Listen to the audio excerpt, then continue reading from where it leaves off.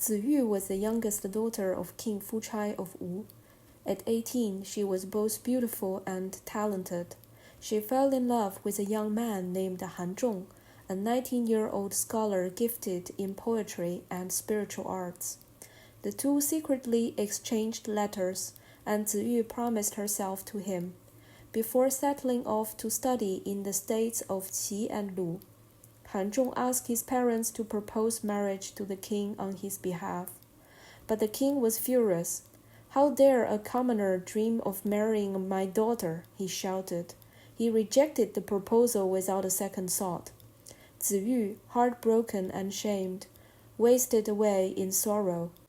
Soon she died and was buried outside the city gates at Changmen.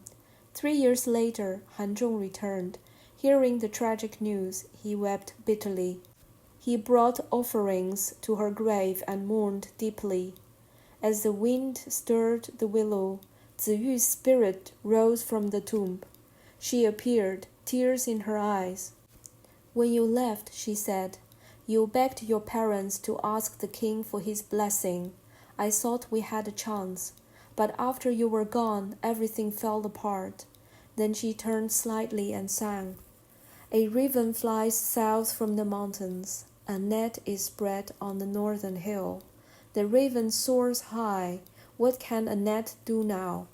I longed to go with you, but there were too many lies. Sorrow turned into sickness. I was buried in yellow earth. Fate failed me. What justice is there? The phoenix lost her mate, and though birds flocked around, none could match her soul.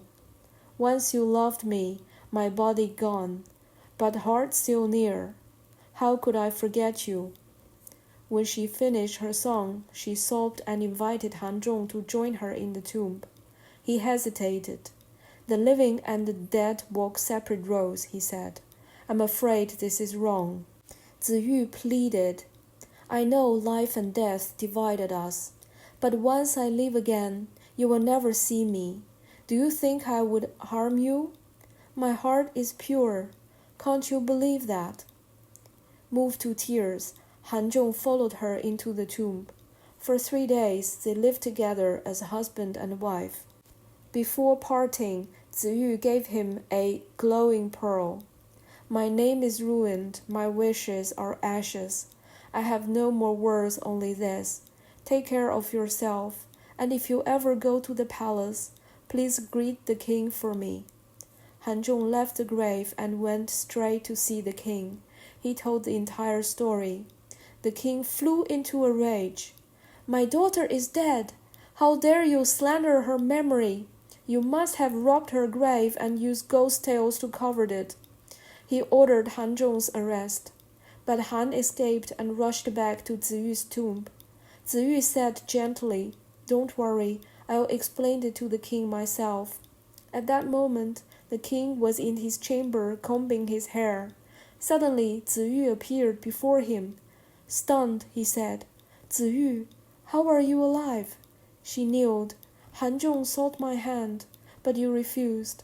I died in disgrace and heartbreak.